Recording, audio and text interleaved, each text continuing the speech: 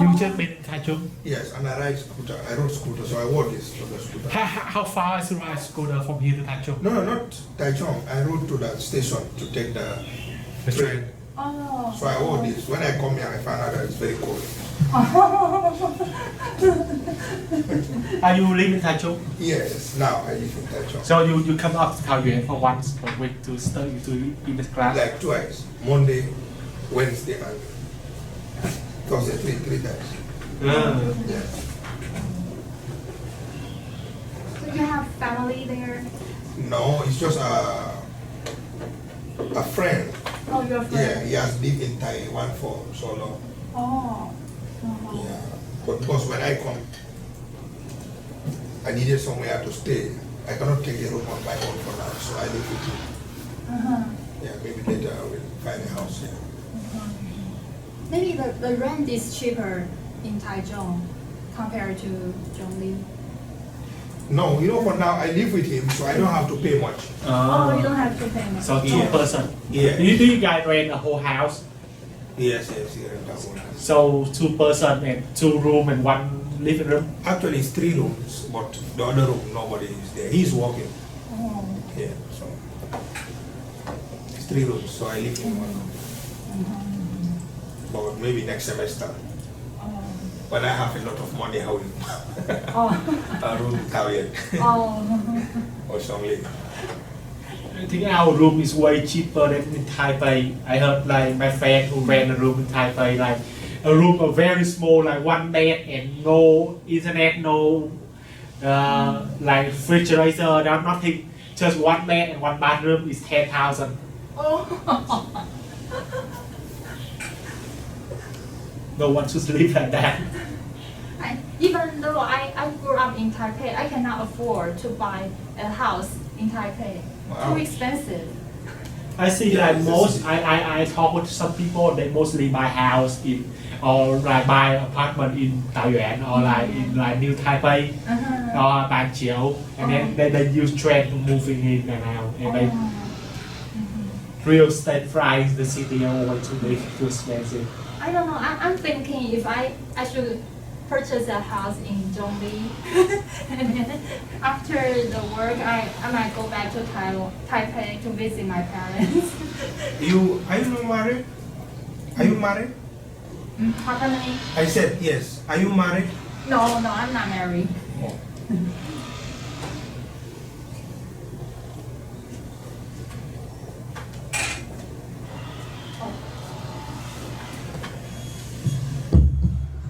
Okay, actually, in the beginning, I would like to spend some time with you presenting my recent paper. Actually, that's about, actually, in the paper, I conduct volatility forecast for stocks, okay, for the US S&P 500 futures index. And by providing a comparative analysis between econometric method and machine learning method. And this is my paper outline. The first section introduces my motivation. The second section describes methodology and data. Section 3 provides empirical results, and the last section concludes. Okay, so why am I studying volatility forecasting? Well, it is important in the asset pricing literature. Volatility measures the uncertainty of asset, particularly the price fluctuations. And then for investors, it is important for them to obtain information on volatility and for them to measure risks of an asset so that they can conduct risk management and hedge strategies. However, this requires a reliable asset volatility prediction. So the major purpose in this paper is to find an appropriate asset volatility forecasting model. Okay, and in the previous papers, actually we have seen the econometric models that have been widely used to forecast volatility of stocks. However, no paper has ever used the machine learning method. So in order to fill out the gap in the literature, we just study whether a traditional econometric model or a machine learning method can induce a better forecasting for performance for the S&P 500 futures stock over 2013 to 2017.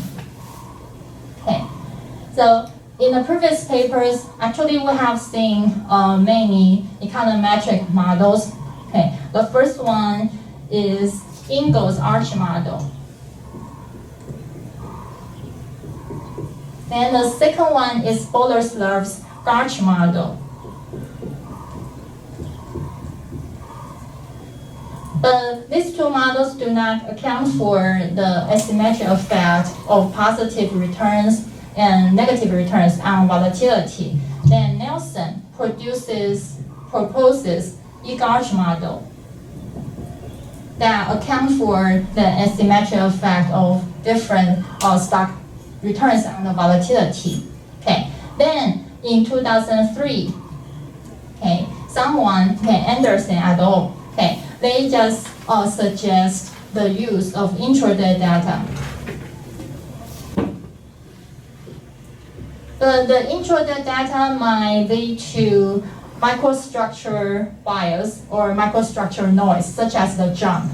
Okay, and then Corsi in 2009 proposes heterogeneous autoregressive model. We call that HAR. Okay, so in the previous paper, we have seen these econometric methods, okay, and they have been widely used to do stock volatility forecasting. But these methods are parameterized. They are statistical models.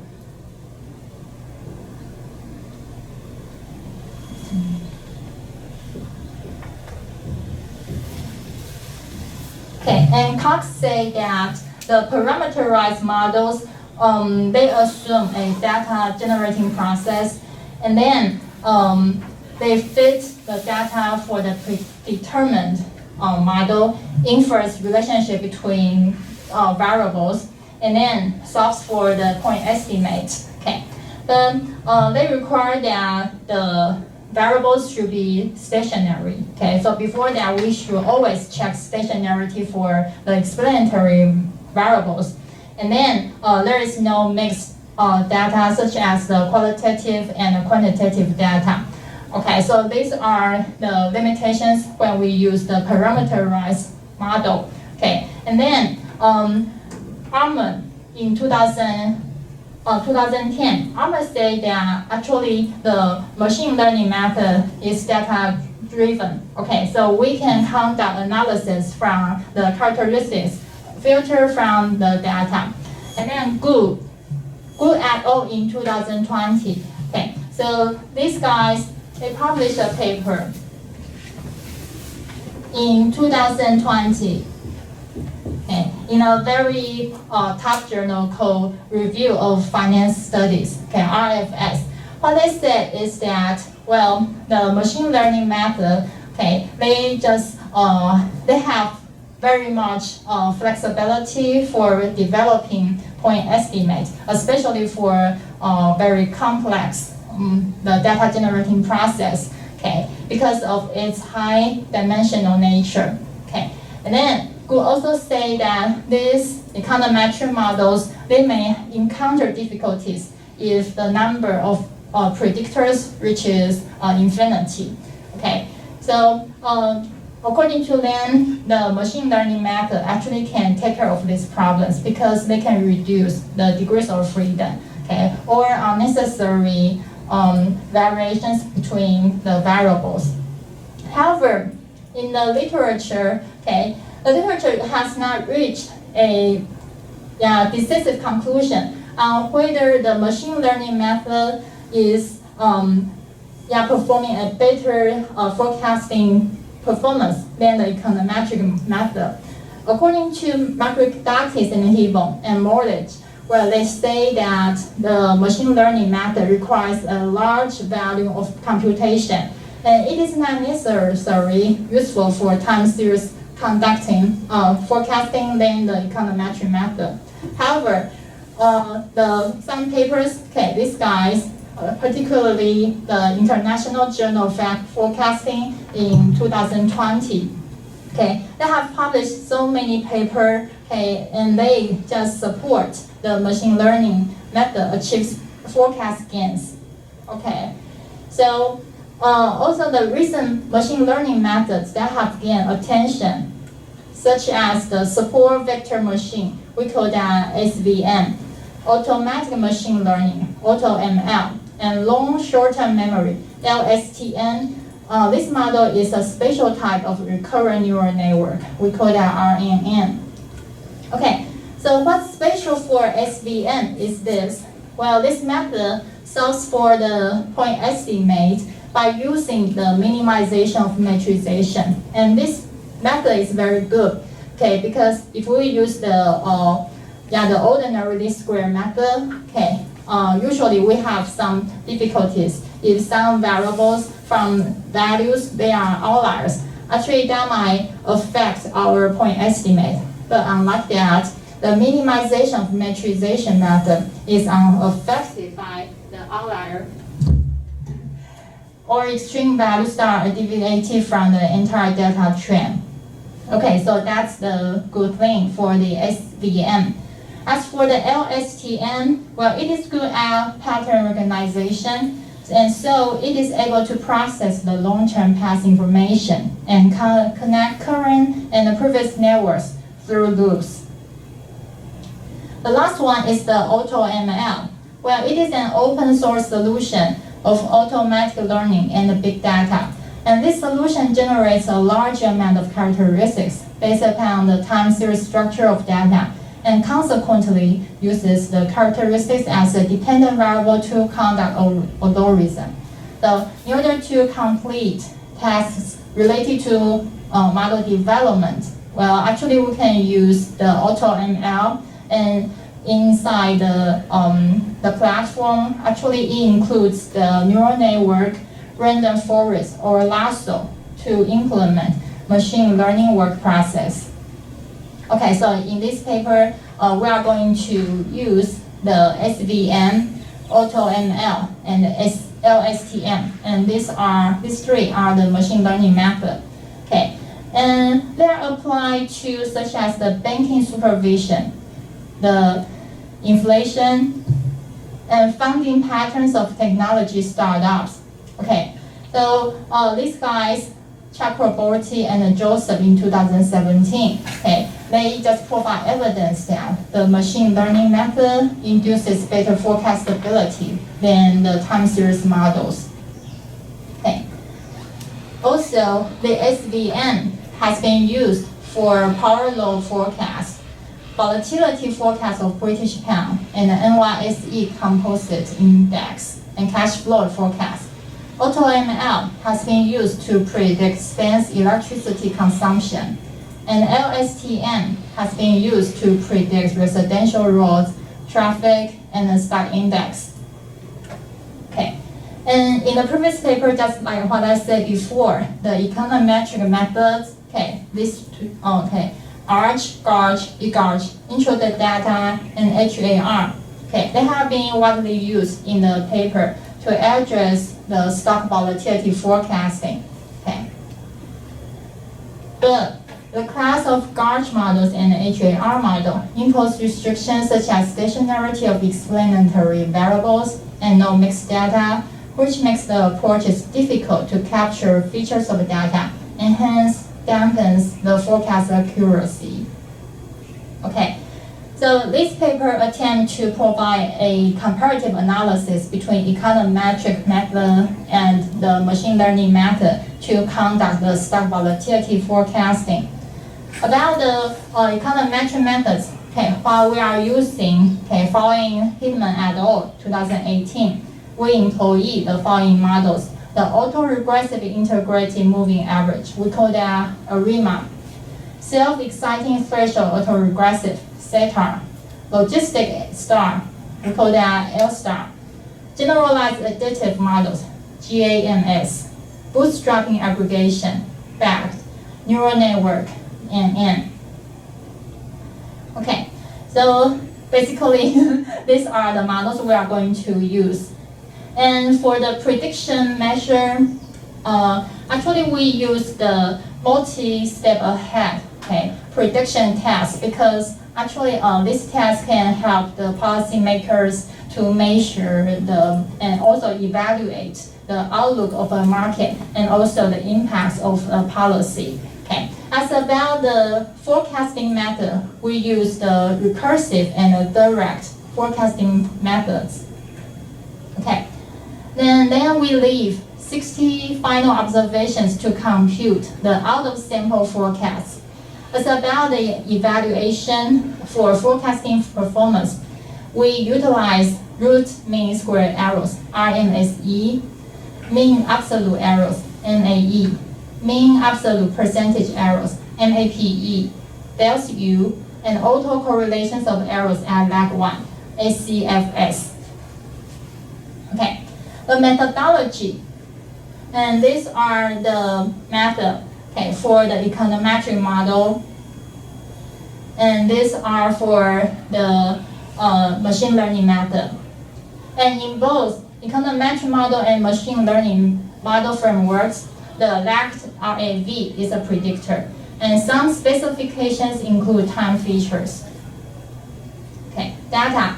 Again, we use the S&P 500 Futures Index, and the sample starts from 2013 to 2017.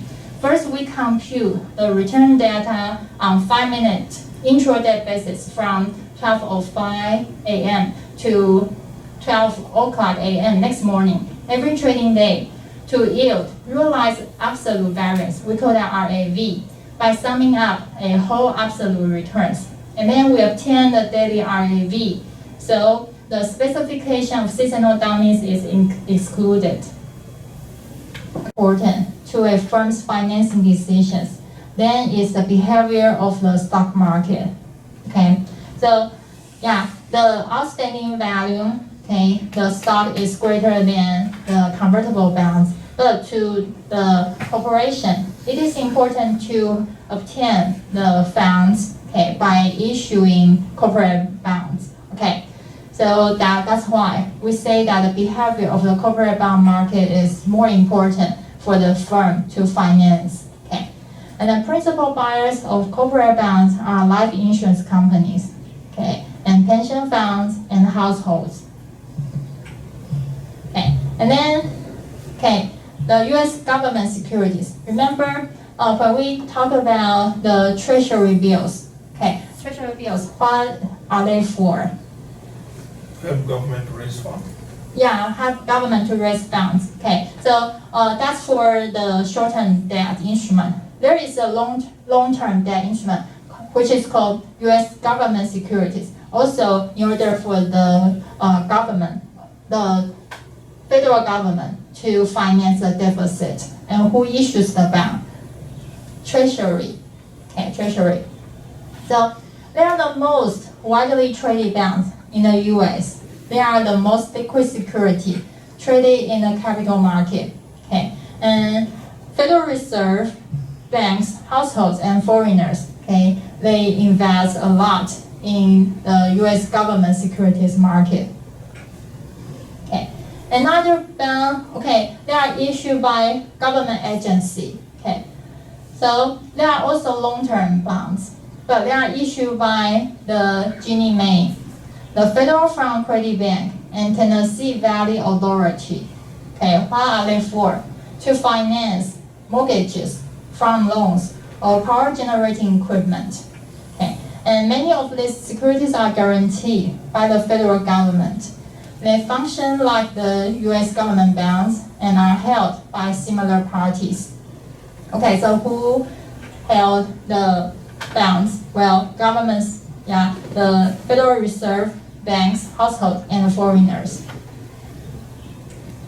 And then another bond, they are also issued by government, but they are issued by the state government, local government. As you know that there are 50 states in the U.S. Each state has the development. So in order to finance the deficit, each local government just issues the state and local government bonds, and it is called municipal bonds. Okay. So an important feature of the bonds is that the interest payments are exempt from federal income taxes and generally from state taxes in the issuing state. Okay, so some high-income people would like to invest in these bonds because they do not, their interest earnings are exempt from the federal income tax. Okay, and commercial banks with their high income tax rates are the biggest buyer of these securities. Only over half the total amount outstanding. And the next biggest group of holders consists of wealthy individuals in high income tax brackets, followed by insurance companies. Okay, so that's about the state and local government bonds. Okay, and the last one, consumer and bank commercial loans. The loans to consumers and businesses are made principally by banks, but in the case of consumer loans, they are also made by finance companies. Okay, so if I ask you a question, Cindy, I would like to have a consumer loan. Where should I go? I would like to have a consumer loan. Commercial bank? Yeah, commercial bank. And what else? Finance company. Finance company. Yeah. So these two places I can go to, to apply for the consumer loan. Okay. But for business, we might just go to the commercial bank. Okay. So that's part one of the overview of financial market.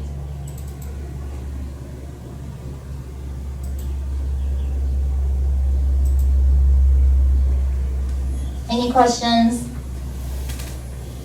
Okay, so just to remind you, for the midterm exam, I'm gonna ask you questions about the convertible bonds.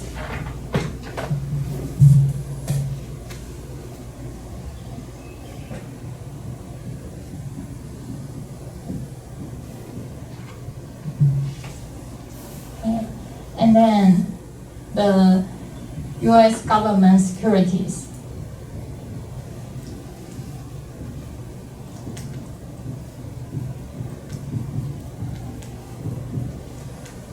Okay. And then U.S. government agency bonds.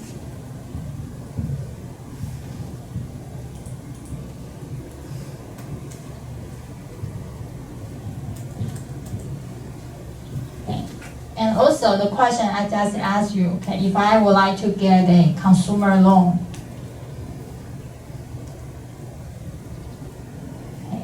where can I get? I can go to a commercial bank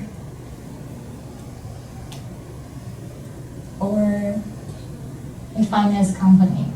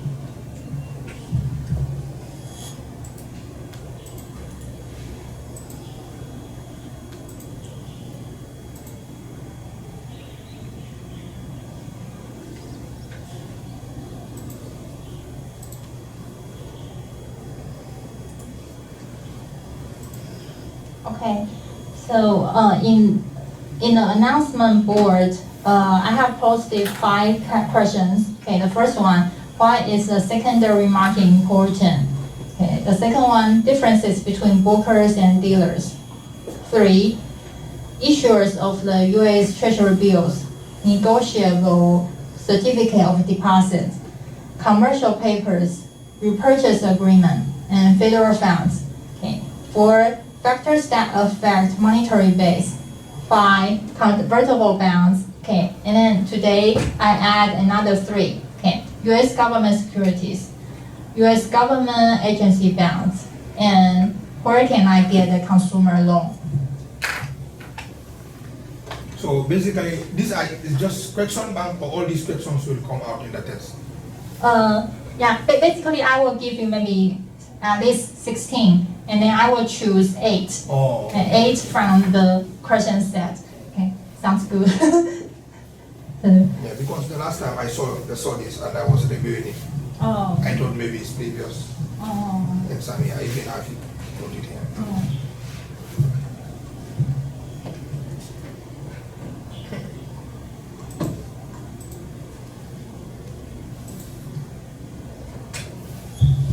Okay, so now let's move to the next topic, the internationalization of financial market. Okay, so, well, because of large increases in the pool of savings in foreign countries such as Japan and deregulation of foreign financial market, which has enabled foreign markets to expand their activities. Okay. American corporations and banks are now more likely to tap international capital markets to raise funds, and American investors seek investment opportunities abroad. The foreign corporations and banks raise funds from Americans, and foreigners have become important investors in the U.S. Okay. So, in the following, I would like to introduce you the concepts of foreign bonds, euro bond, euro currencies, okay, euro dollars. And there is a market for the interbank euro-dollar interest rate. Okay, we call it LIBOR. And then the world stock market. What is a foreign bond? Well, a foreign bond is sold in a foreign country and is denominated in that country's currency. For example, German automaker Porsche, okay, it sells a bond in the U.S. and the bond is denominated by the US dollars. Okay, so this case is a foreign bond. Okay, so again, the definition is this. Okay, the bond sold in a foreign country and is denominated in the country's currency. Okay, so this is foreign bond. Another example is that a large percentage of US railroads built in the 19th century were financed by sales of foreign bonds in Britain. Okay. Okay. Conversely, Eurobond. Okay. Eurobond is a bond denominated in a currency other than that of the country in which it is sold. For example, a bond denominated in US dollars sold in London. So this is called Eurobond. Even though it is called Eurobond, okay, it is not necessarily denominated in euro. Okay. In this case, it is denominated in US dollars. Okay. And over 80% of the new issues in the international bond market are euro bonds. And the market for these securities has grown rapidly. And then the euro bond market is now larger than the US corporate bond market. Okay. Would you like to check the internet to see why the foreign bonds and euro bond come to the market? Why do these two markets originate? Would you like to check the internet and find out?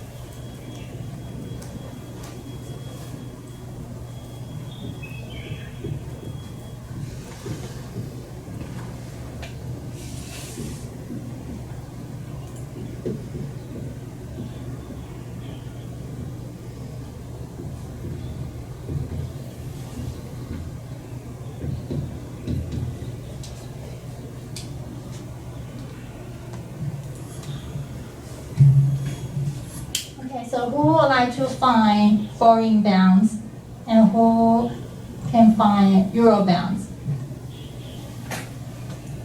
Foreign bonds, let me check first. Oh, you will check foreign bonds, and then Charlie will take care of euro bonds.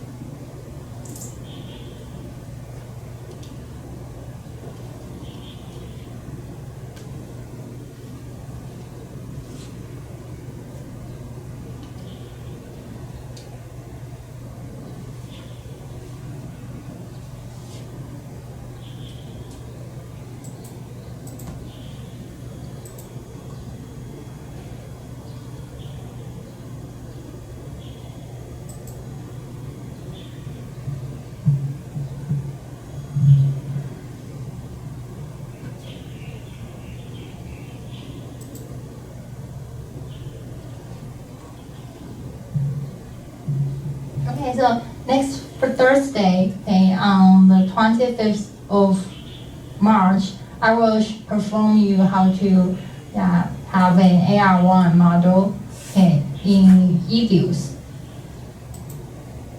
And then April 1st, the foolish day, we'll have class, okay, and then we'll have class in 15, okay. So, is that okay? We have the midterm exam on the 22nd, okay. And don't forget, after the midterm exam, okay, a week from that, okay, on the 29th of April, you will need to have a presentation of your thesis, of your paper. 3 chapters. Yeah, just 3 chapters. Motivation, the motivation, literature review, and methodology and data.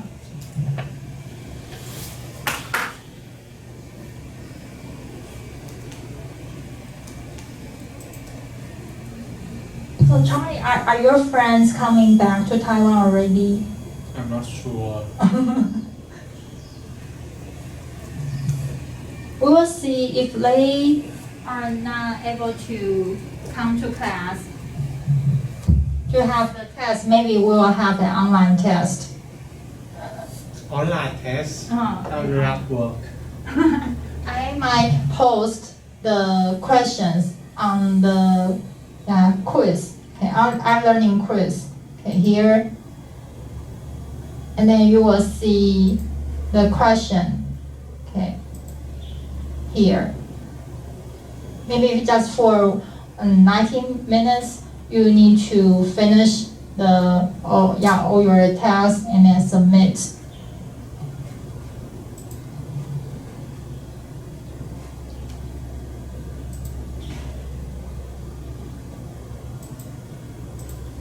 So would you like to have a face-to-face test or an online test?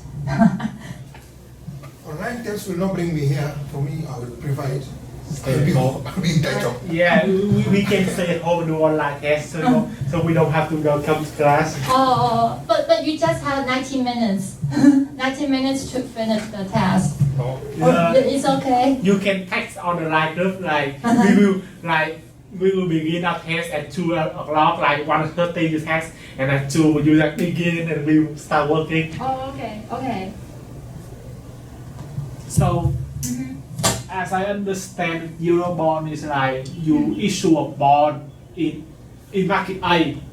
For example, in Taiwan, but the bond is issued in US dollar. Yes, yeah.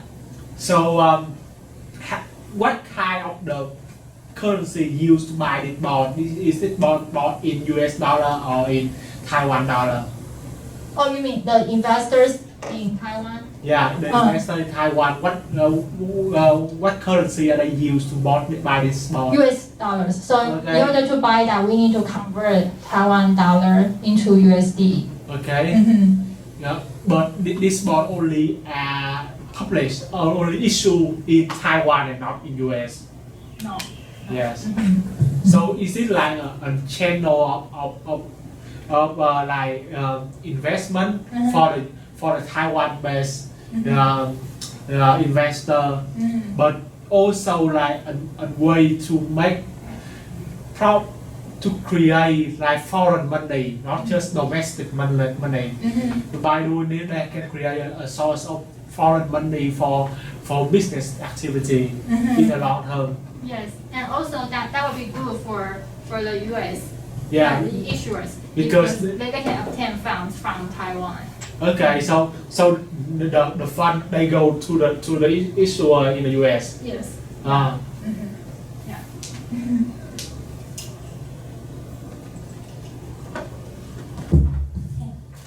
How about Patrick? Have you found anything about foreign bonds? Yeah, but it's like I was looking at why they actually existed. But more or less like raising funds for a foreign company. Like for example, investors from US come to Taiwan, you know, they will sell the bonds in Taiwan currency, but not US dollars. It's more or less like opposite of Euro bonds. Yeah. Or if I as a Taiwan manufacturer, I issue bonds in the US and the money, for the US investors to invest, they can use the US dollars. Yes. So that will be helpful for Cindy as a manufacturer to obtain funds from the US. Yeah. Okay, so how about in your country? So are there any similar instruments in your financial market? No. Oh, no. No. So I said it's more or less like an open small economy. But we are more or less restricted into just money market, not capital market. Oh, no capital market. Yeah. Even though maybe it will be there, but it will be shadow. You know. But the money market is vibrant. You can actually see how from treasury bills, short-term bonds, less than a year,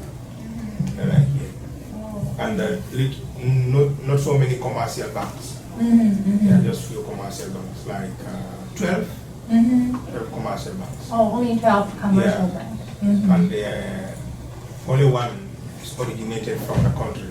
The other ones are more or less like subsidiaries from other countries, like Access, Guarantee Trust. They are all from Nigeria. Yeah, they originate from Nigeria.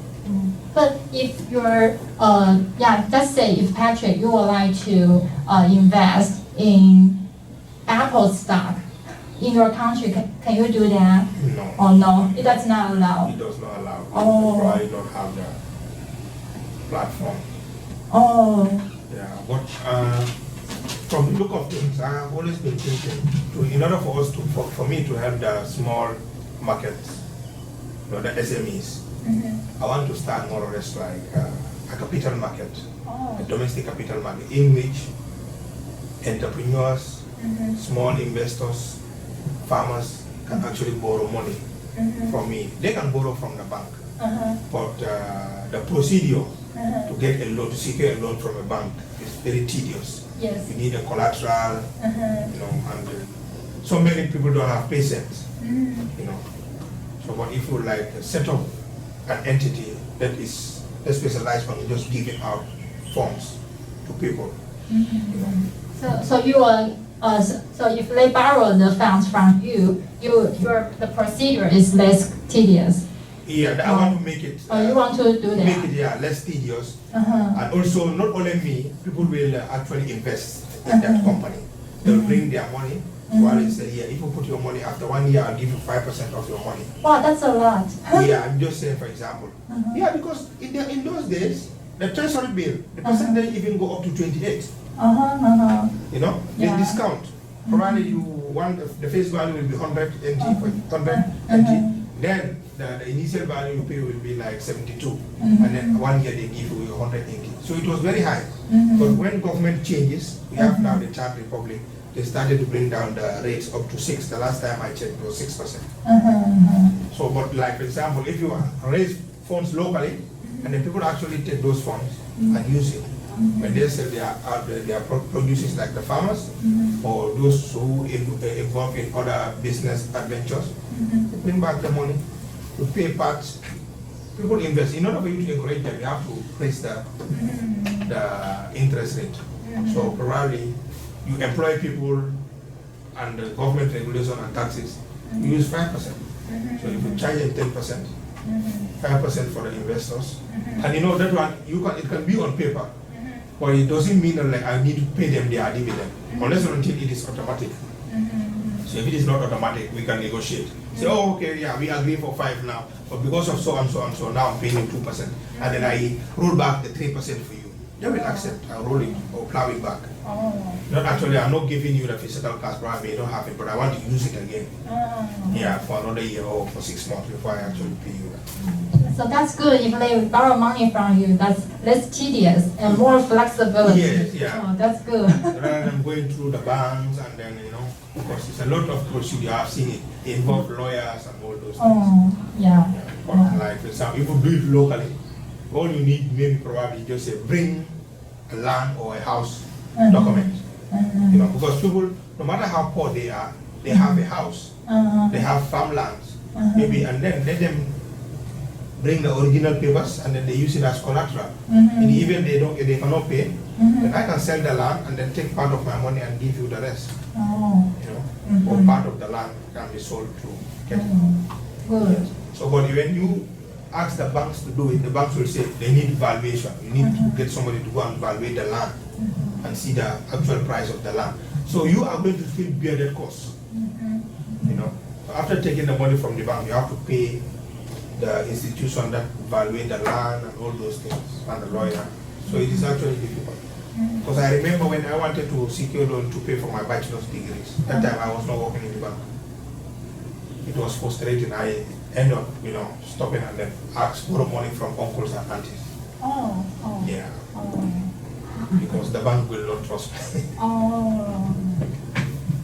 How about Charlie? Have you found any similar instrument like the foreign bonds or euro bonds in Vietnam? Our market is not big enough to allow all the foreign company to issue those kind of financial instrument. So most foreign company doesn't bother to issue, like the cost is outweigh the benefit of capture our market, and the domestic company mainly issue over the counter bond. They are not even listed, they just over the counter bond most of the time. And the only financial instrument allowed to for the public is stock. Only stock. For the moment, only stock, land, and commodity. Oh, stock and commodity. What kind of commodity? Like the gold, silver? Gold, silver, gold. Due to gold is so popular that it's happened in all level of society investment, from like retail investment, like household purchase, go for saving, to like book purchase at large, gold, silver, precious metal, and recently there's like pharmaceutical and food stuff. So like pork or coffee. That, but also like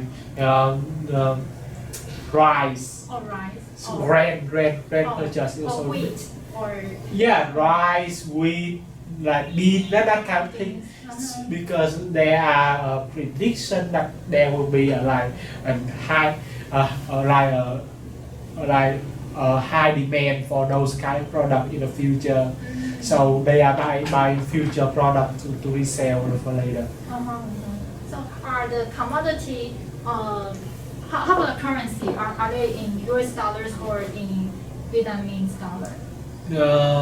I don't very sure, but like this kind of investment if conduct through like formal channel that is must be Vietnamese dollar.